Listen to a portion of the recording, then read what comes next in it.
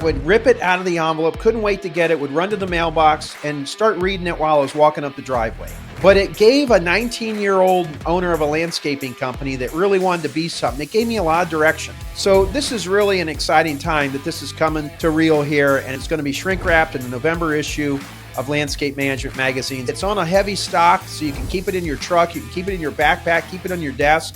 I think it's going to make an impact in your business. I really do. Well, good morning, good afternoon, good evening, whatever the case may be. This is Marty Grunder from Grunder Landscaping Company and the Grow Group with another impactful episode of The Grow Show powered by Steel.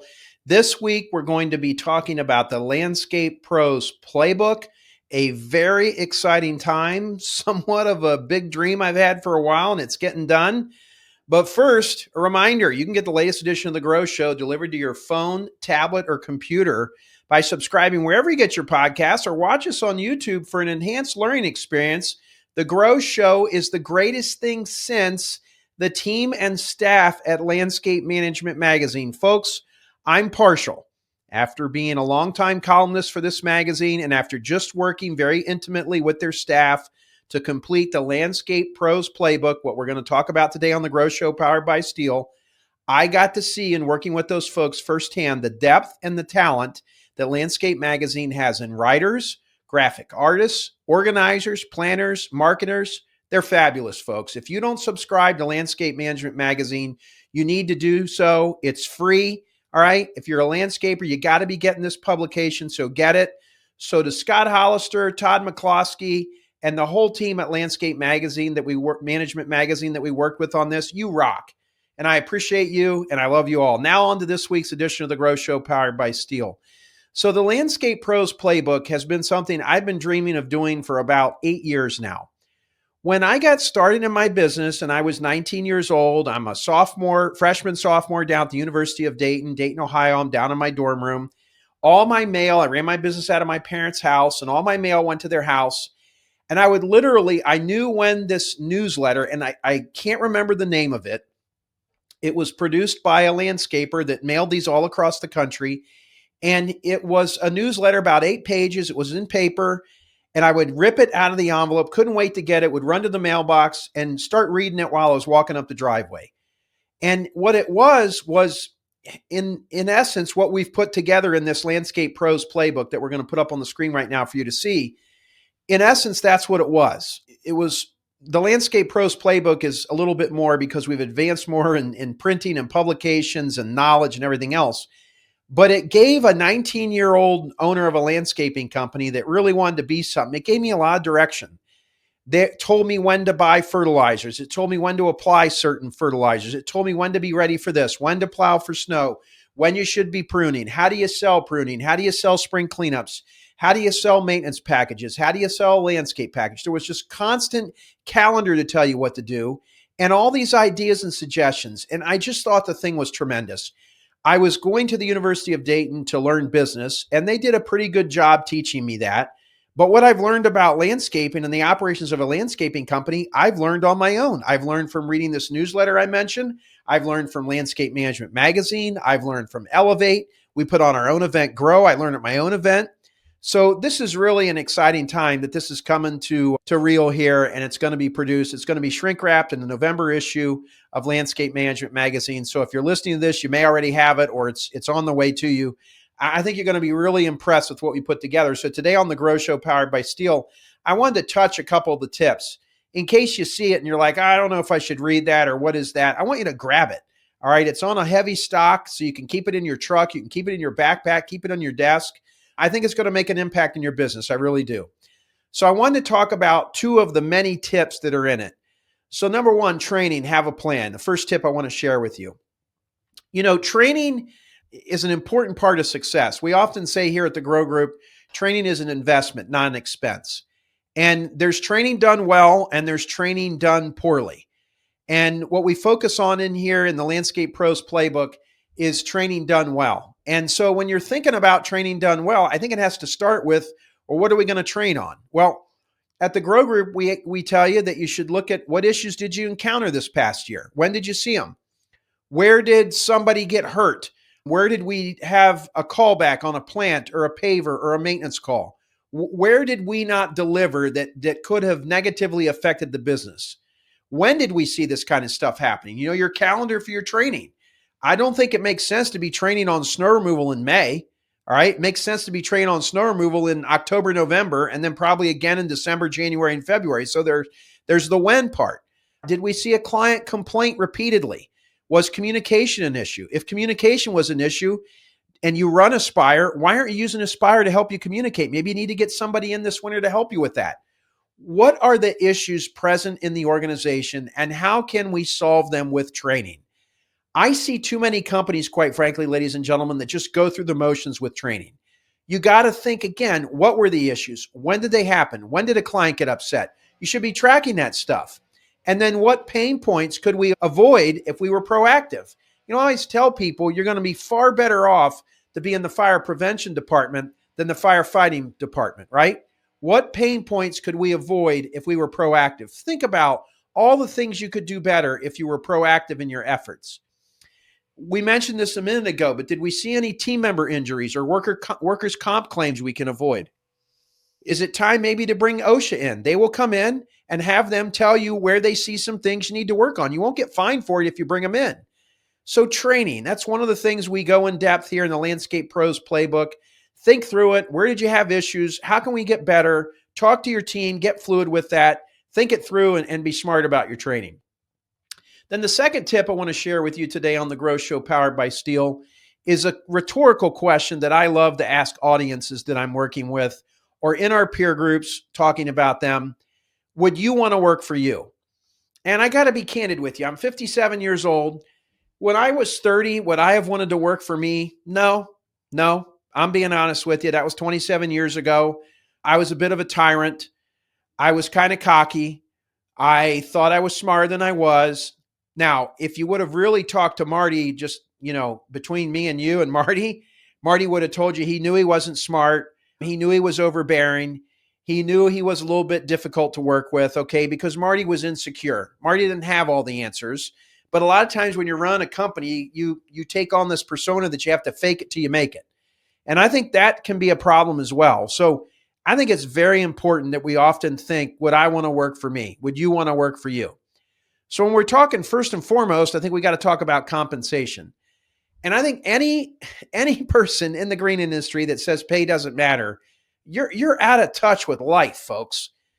I think the world according to Marty, wham, W-A-M, wham, I think until an employee is making $95,000 a year, I think pay is very, very important. I don't see how families that want to send a kid to college, get a house, get another car, put some money away for retirement. I don't see how you live. All right. You got to be on a path to make more than $95,000. Now, most of my employees don't make that much, but there's the ability for them to make that much here. And if they really want to do these things, they can get to it. So I think you got to look at your pay, folks. At Grunder Landscaping Company, we offer a very competitive pay wage. It is above fair. It's relative to the market we work in. We spend a lot of time. We know what Amazon people make. We know what people that work in restaurants make. We have a pretty good idea what our competition in the green industry in Dayton, Cincinnati pays. Okay, so we know that. We know we're in the ballpark. You got to be in the ballpark. And here's where the great differentiator is.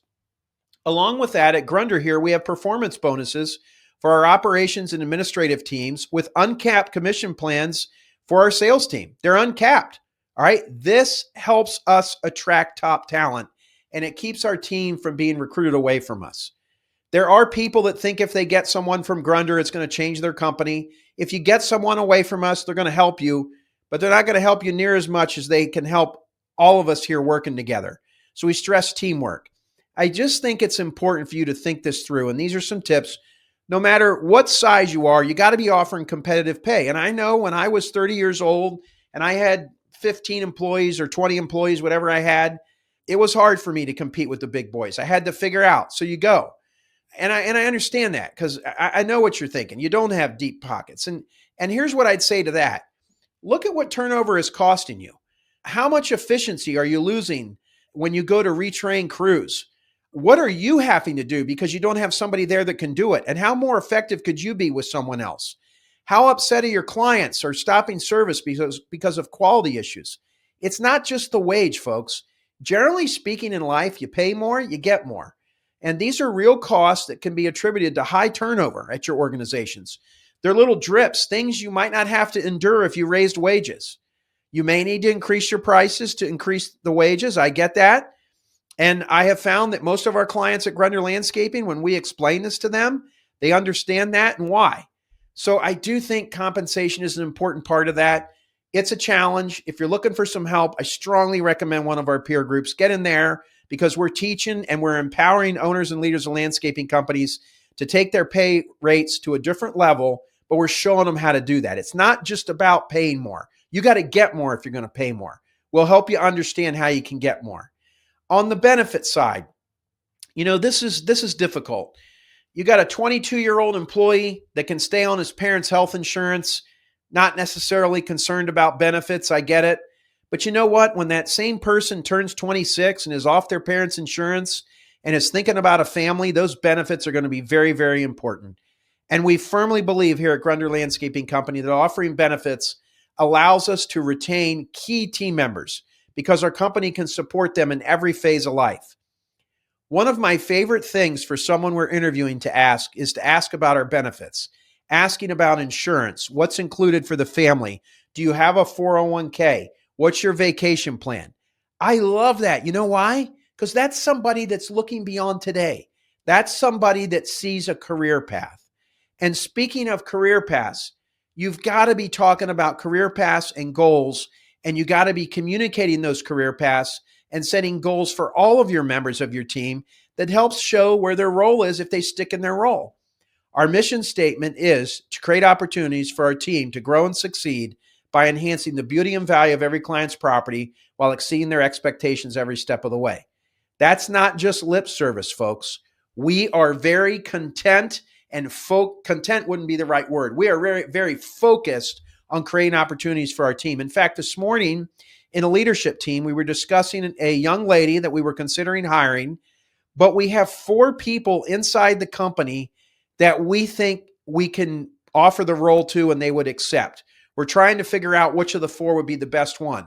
We will always, and this is something new in the last 5 years, we've done such a good job of growing. We need people. We have opportunities for them, okay? And we want to promote from within first. That gives your people, when they come into a new company and you say, hey, there's Joe over here. He started out working on the crew. Now he runs the whole department. And that's Brent over there. He used to run the department. Now he's our top salesperson. These are things that go and they move your company forward and they make somebody see a career path. So again, we're going to promote from within constantly and consistently. And those things matter. They now tell a great story. All right. What's most important with career paths and goals, folks, is following through on the promises. We had Barrett Chow from McFarland Stanford, one of our peer group facilitators, on the Grow Show. He said that he often told somebody he didn't have an opportunity for them that would match the offer they got from another company, and that he thought it would be best if they went there. But listen, when you go there, get better and keep in touch because we might have an opening in the future. And Barrett said, Marty, I can't tell you how many times that person came back and they had learned a lot, and we were able to put them in another role that we had an opening for. So listen, folks, it's a process. If I'm going to be blunt with you, we weren't always good at this, and we're still learning, okay? We weren't very good at career paths because our company wasn't growing, and so we didn't have any opportunities to promote our team into. Mike Rory, my mentor, who I hope is watching this. Mike, hello, buddy. Love you very much, and for all the mentoring that you've given this friend of yours.